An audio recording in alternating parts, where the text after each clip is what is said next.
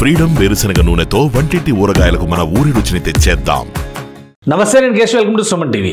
ఆంధ్రప్రదేశ్ ప్రభుత్వం అమరావతి నిర్మాణానికి సంబంధించి చక్క అడుగులు ముందుకు వేస్తుంది. ఎందుకంటే వ్యూహాత్మకంగా గతంలో జరిగినటువంటి తప్పిదాలు మరోసారి జరగకుండా ఉండేటువంటి ఉద్దేశంతో గతంలో ఏదైతే మాస్టర్ ప్లాన్ని గవర్నమెంట్ ఫైనల్ చేసిందో ఆ మాస్టర్ ప్లాన్ అనుగుణంగా ప్రతి చోట కూడా ప్రభుత్వపరమైనటువంటి నిర్మాణాలని చేపట్టేటువంటి ప్రక్రియ పైన ఫోకస్ పెట్టింది. ఈ నేపథ్యంలోనే రాజధాని నగరంలో 9 నగరాలు ఉంటాయనేది అందరికీ తెలిసినటువంటి విషయం. ఆ 9 నగరాలు ఏంటి, అది ఎన్ని ఎకరాల రూపంలో ఒక్కొక్క నగరాన్ని కూడా డివైడ్ చేయాలనేటువంటి విషయంలో ఆంధ్రప్రదేశ్ ప్రభుత్వం గతంలోనే ఒక క్లారిటీ ఇచ్చేసింది.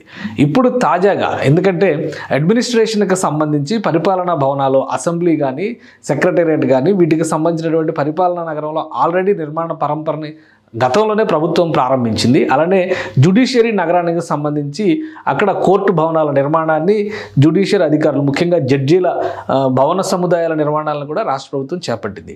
ఇక హైటెక్ సిటీగా డిసైడ్ చేసినటువంటి ప్రదేశంలో కూడా కొన్ని నిర్మాణాలని, ఐటీ టవర్ని ప్రభుత్వం నిర్మించింది. కొన్ని ప్రాంతాల్లో మాత్రం అసలు నిర్మాణాలు మొదలు కాలేదు, కేవలం అలాట్మెంట్స్ మాత్రమే జరిగినాయి. ఇప్పుడు వాటిపైన ఫోకస్ పెట్టింది ఆంధ్రప్రదేశ్ ప్రభుత్వం. అందులో ముందుగా ఎలక్ట్రానిక్ సిటీ పైన ఆంధ్రప్రదేశ్ ప్రభుత్వం ఫోకస్ చేసింది. అసలు ఈ ఎలక్ట్రానిక్ సిటీ ఏంటి, ఏ స్థాయిలో ఉంటుంది, ఎక్కడ ఉంటుంది, అమరావతి మాస్టర్ ప్లాన్లో దీని చోటు ఎక్కడ, ఈ అంశాలను ఒకసారి విశ్లేషించేటువంటి ప్రయత్నం చేద్దాం. ఆంధ్రప్రదేశ్ ప్రభుత్వం తీసుకొస్తున్నటువంటి అమరావతిలో ఎలక్ట్రానిక్ సిటీకి సంబంధించినటువంటి ప్లేస్ ఇది. అసలు మొత్తం నవనగరాలకు సంబంధించినటువంటి అంశాన్ని క్లారిటీ తీసుకున్నాక మనం మిగతా అంశాలను పరిశీలించేటువంటి ప్రయత్నం చేద్దాం. రాజధాని నగరంలో 9 నగరాలు అభివృద్ధి చేయాలనేటువంటి ప్రణాళికని ఏపీ సర్కార్ గతంలోనే పొందుపరిచింది. అందులో భాగంగానే ఈ సిటీలకు సంబంధించినటువంటి ప్రణాళికని దృష్టిలో పెట్టుకుంది. ఇప్పుడు వాటిని స్పీడప్ చేసేటువంటి పనిలో ఉంది. ముఖ్యంగా న్యాయ నగరం పేరిట ఇక్కడ ఒక పేరు మనం చూస్తున్నాము. న్యాయ నగరానికి సంబంధించినటువంటి అలాట్మెంట్లో ఆల్రెడీ అక్కడ ఏపీ హైకోర్టు బిల్డింగ్ పనిచేస్తుంది. జడ్జీల భవనాలకు సంబంధించినటువంటి నిర్మాణాలు జరుగుతుంది. పర్మనెంట్ హైకోర్టు బిల్డింగ్ నిర్మాణం కూడా ఈ పరిధిలోనే జరుగుతుంది. అలానే ప్రభుత్వ పరిపాలనా నగరం అంటే అడ్మినిస్ట్రేటివ్ ఏరియా, ఇది మొత్తం సీడ్ క్యాపిటల్కి సంబంధించినటువంటి నమూనా. సీడ్ క్యాపిటల్లోనే ఈ 9 నగరాలకు 9 నగరాలు అంటే 9 ఏరియాలుగా డివైడ్ చేస్తూ ఉన్నటువంటి స్థలాన్ని ఎకరాల చొప్పున భాగిస్తూ ఆయా నగరాలకి కేటాయించింది. సో ఇక్కడ పరిపాలనా భవనాలకు సంబంధించి నిర్మాణాలు జరుగుతున్నాయి. అలానే ఆరోగ్య నగరం పరిధిలోనే ఆల్రెడీ ఎయిమ్స్కి సంబంధించినటువంటి దానికి సమీపంలోనే ఎయిమ్స్కి సంబంధించినటువంటి నిర్మాణం పూర్తయింది. అక్కడ పనులు జరుగుతున్నాయి. అలానే మిగతా స్ట్రక్చర్స్ కూడా తీసుకొచ్చేటువంటి ప్రయత్నం చేస్తుంది. ఇక నాలెడ్జ్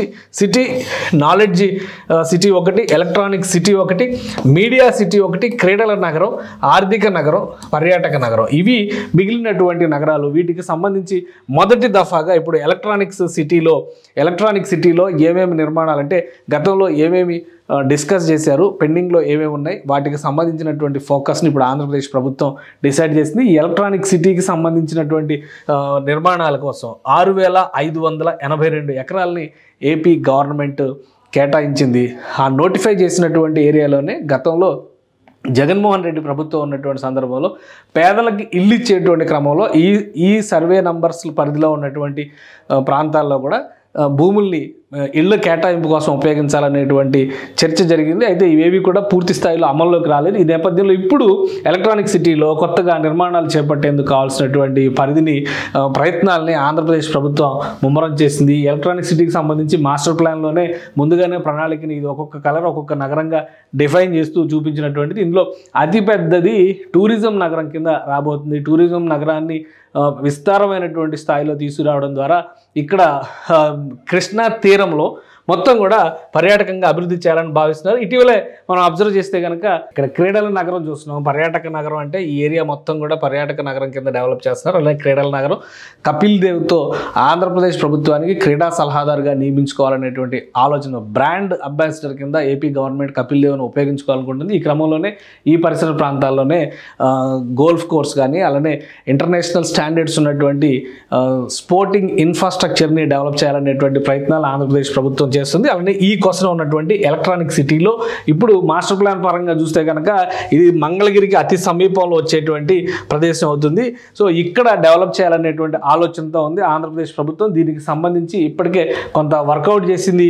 అమరావతి ఎలక్ట్రానిక్ సిటీ నిర్మాణానికి సంబంధించి need to be developed as N SEMICON valley of south India, అంటే సెమీ కండక్టర్లకు సంబంధించిన సంస్థలను తీసుకొచ్చేటువంటి పనిలో ఎలక్ట్రానిక్స్ శాఖ మంత్రిగా ఉన్నటువంటి నారా లోకేష్ తీవ్రంగా కృషి చేస్తారు. ఆల్రెడీ ఆయన అమెరికా పర్యటనలో ఉన్నారు. మన రాష్ట్రంలో ఉన్న సందర్భంలోనే ఈ రంగానికి సంబంధించినటువంటి పలు ప్రముఖ కంపెనీలతో ఆయన పలు దఫాలుగా భేటీలు నిర్వహించారు. అలానే ఇన్వెస్టర్స్ని, ఇండస్ట్రియలిస్టులని కూడా తరచుగా కలుస్తున్నారు. ఈ క్రమంలోనే ఇక్కడ రాబోయేటువంటి అంశాలను ఒకసారి మనం చూద్దాం. లొకేషన్ వైజ్గా చూస్తే కనుక ఇక్కడ కూరగల్లు, నిడమర్రు విలేజెస్, మంగళగిరి మండలంలో వచ్చేటువంటి Kuragallu, Nidamarru villages electronic city, AP electronic city పరిధిలోకి వచ్చేటువంటి ప్రాంతాలు. అలాగే విజయవాడ నుంచి చూస్తే కనుక ఇది కేవలం 17 కిలోమీటర్ల దూరంలో ఉన్నటువంటి ప్రదేశం. గుంటూరు నుంచి చూస్తే 23 కిలోమీటర్ల దూరంలో ఉన్నటువంటి ప్రదేశం. అంటే దాదాపుగా విజయవాడ, గుంటూరు నగరాలకి మధ్యలో ఉన్నట్టుగా మనం చూడాలి. 6580 ఎకరాల వరకు ఇందులో కేటాయించారు. ఇక్కడ ఎలక్ట్రానిక్స్, దానికి అనుబంధంగా ఐటీ, ఇన్ఫర్మేషన్ టెక్నాలజీని కూడా అక్కడ డెవలప్ చేస్తారు. ఆల్రెడీ మంగళగిరి సమీపంలో ఒక ఐటీ టవర్ నిర్మాణాన్ని కూడా గతంలోనే ప్రభుత్వం పూర్తి చేసింది. ఇప్పుడు ఆ టవర్లోనే చాలా ప్రభుత్వ విభాగాలు కూడా పనిచేస్తున్నాయి ఐటీ టవర్కి సంబంధించినవి. సో ఇక్కడ ఫోకస్ చేసేటువంటి సెక్టార్స్ ఏంటంటే IT and IT enabled services, electronics, IT hardware, semi conductors. అందుకనే సౌత్ ఇండియాలోనే సెమీకాన్ వ్యాలీ కింద దీన్ని డెవలప్ చేయాలనేటువంటి ఆలోచనని ఆంధ్రప్రదేశ్ ప్రభుత్వం తీసుకుంటుంది. ఈ క్రమంలోనే ముందడుగు వేసేటువంటి ప్రయత్నం చేస్తుంది. ఇక ఒక్కసారి మనం ఇక్కడ ఈ రాకపోకలకు సంబంధించి కనెక్టివిటీ పైన ఇప్పుడు ఆంధ్రప్రదేశ్ ప్రభుత్వం ఇమీడియట్గా ఫోకస్ పెట్టింది. నగరాల నిర్మాణం కంటే కూడా ఇన్ఫ్రాస్ట్రక్చర్ డెవలప్మెంట్ మీద. గతంలో జరిగినటువంటి లోపం ఏంటంటే ఇన్ఫ్రాస్ట్రక్చర్ డెవలప్ చేసే లోపే ప్రభుత్వం మారిపోయేటువంటి పరిస్థితులు వచ్చింది. ఈసారి పూర్తి స్థాయిలో ఇన్ఫ్రాస్ట్రక్చర్ పైనే ప్రభుత్వం ఫోకస్ పెడుతుంది. ప్రధానంగా Vijayawada west bypass passes through near, it gives access to NH65 and NH16, అంటే నేషనల్ హైవే 65కి, నేషనల్ హైవే 16కి కూడా యాక్సెస్ ఇచ్చే విధంగా ఉంది. అంటే హైదరాబాద్, చెన్నై, బెంగళూరు, కోల్కతా సిటీలకి వెళ్ళేటువంటి జాతీయ రహదారి అది. దాన్ని దృష్టిలో పెట్టుకునే ఇక్కడ పనుల్ని వేగవంతం చేస్తే కనుక కలిసి వచ్చేటువంటి అవకాశం ఉంటుంది. అలానే అమరావతి క్యాపిటల్ ఏరియాకి సంబంధించి ఇక్కడ E13, E14, E15, E16 ఈ రహదారి వ్యవస్థని ఈ ప్రదేశంలోనే నిర్మిస్తున్నారు. ఇక రైలు రాకపోకలకు సంబంధించి చూస్తే కనుక Mangalagiri railway station, Vijayawada railway station, Guntur railway station ఇవన్నీ కూడా సరౌండింగ్లోనే ఉంటాయి. కొత్తగా హాయ్లాండ్ అనేటువంటి ఒక ప్రదేశం ఉంది, అగ్రిగోల్డ్కి సంబంధించినటువంటి రిసార్ట్ అది. ఆ పరిసర ప్రాంతాల్లో కొత్తగా ఒక రైల్వే స్టేషన్ని అక్కడ డెవలప్ చేయాలనేటువంటి ప్రతిపాదన కూడా గతంలో ప్రభుత్వం చేసింది. కాబట్టి ఇక్కడ ఇంకోటి ఎయిర్పోర్ట్ కూడా గన్నవరం ఎయిర్పోర్ట్కి దగ్గరగా వచ్చేటువంటి 17 కిలోమీటర్లు విజయవాడ కాబట్టి విజయవాడ సిటీకి గన్నవరం ఎయిర్పోర్ట్ దగ్గరలో ఉంటుంది. కాబట్టి ఈ ప్రదేశాన్ని ఒక అనువైన ప్రదేశంగా డిసైడ్ చేశారు. ఇక్కడ ఇప్పుడు తక్షణం ఆంధ్రప్రదేశ్ ప్రభుత్వం వీలైనంత వేగంగా వనరులు కల్పించేటువంటి ప్రయత్నం చేస్తుంది. ఇది ఒకసారి మనం ఈ మ్యాప్ చూస్తే కనుక మంగళగిరికి సంబంధించి, మంగళగిరి పట్టణానికి సంబంధించి ఈ ఎలక్ట్రానిక్ సిటీ వచ్చేటువంటి ప్రదేశం ఇది. ఈ ప్రదేశంలోనే ఇప్పుడు సెలెక్ట్ చేసినటువంటి 6580 ఎకరాల భూమి కూడా ఇక్కడే ఉంటుంది. ఈ ఎల్లో లైన్ కనుక మనం చూస్తే ఇది మొత్తం విజయవాడ వెస్ట్ బైపాస్. ఈ మధ్య కాలంలో అంటే గత 5 ఏళ్లలో ఆంధ్రప్రదేశ్ ప్రభుత్వం ముందుగా ఇన్నర్ రింగ్ రోడ్డుని డెవలప్ చేయాలనేటువంటి ఆలోచన చేసింది. అయితే అనుకోకుండా 5 ఏళ్లలో ప్రభుత్వం మారిన తర్వాత, గత ప్రభుత్వం ప్రాధాన్యాలు మారినటువంటి నేపథ్యంలో కేంద్ర ప్రభుత్వం స్ట్రాటజిక్ రోడ్స్ డెవలప్మెంట్లో భాగంగా విజయవాడ నగరానికి వెస్ట్ బైపాస్ నిర్మించింది. అంటే పశ్చిమ భాగంలో హైదరాబాద్ నుంచి వెళ్ళేటువంటి వాహనాలు విజయవాడ నగరంలోకి వెళ్లకుండా అటు ఏలూరు వైపు వెళ్ళాలంటే ఈ బైపాస్ నుంచి లెఫ్ట్ సైడ్కి వెళ్ళిపోవాలి, గుంటూరు వైపు వెళ్ళాలంటే రైట్ సైడ్కి వెళ్ళిపోవాలి. ఆ దిశగా ఈ బైపాస్ రోడ్డు నిర్మాణం జరిగింది. ఈ బైపాస్ రోడ్డు నిర్మాణం జరిగిపోయింది కాబట్టి ఇప్పుడు దాన్ని తప్పించలేం. కాబట్టి ఈ బైపాస్ రోడ్డుని దృష్టిలో ఉంచుకొని ప్రణాళికల్లో కూడా కొన్ని మార్పులు చేయాలని ఏపీ గవర్నమెంట్ ఆలోచిస్తుంది. ఇక్కడ నుంచి నేరుగా గన్నవరం ఎయిర్పోర్ట్కి వెళ్ళిపోవడానికి అవకాశం ఉందన్నమాట. ఈ విజయవాడ హైదరాబాద్ నుంచి వచ్చేటువంటి రహదారి అయితే ఇక్కడ కనెక్ట్ అవుతుంది. సో ఈ వెస్ట్ బైపాస్ ఎలక్ట్రానిక్ సిటీని ఆనుకుని నేషనల్ హైవేకి కనెక్ట్ అవుతుంది. ఈ దిశగా నేషనల్ హైవే వస్తుంది. ఇటు నుంచి చెన్నై నుంచి వస్తుంది, ఇటు వెళ్తేనే కలకత్తాకి వెళ్ళేటువంటి రహదారి అవుతుంది. కాబట్టి ఇక్కడ రాకపోకలకు సంబంధించి అనువైనటువంటి మార్గం ఉంది. ఇది నేషనల్ హైవేకి అతి సమీపంలో ఉండడం వల్ల విజయవాడ నగరానికి వెళ్ళాలన్నా, ఇటు గుంటూరు నగరానికి వెళ్ళాలన్నా కానీ అవకాశాలు ఎక్కువగా ఉంటాయి. కాబట్టి ఇండస్ట్రియలిస్టులకి ఇప్పుడు ఇది ఒక ప్రత్యేకమైనటువంటి ఆకర్షణగా చూపించడం ద్వారా వీలైనంత త్వరగా ఇంటర్నల్ రోడ్స్ డెవలప్మెంట్, ఇతర ఇన్ఫ్రాస్ట్రక్చర్ని డెవలప్ చేయడం ద్వారా ఎలక్ట్రానిక్ సిటీకి కావాల్సినటువంటి హంగుల్ని సమకూర్చేటువంటి ప్రయత్నాల్లో ఆంధ్రప్రదేశ్ ప్రభుత్వం నిమగ్నమైంది.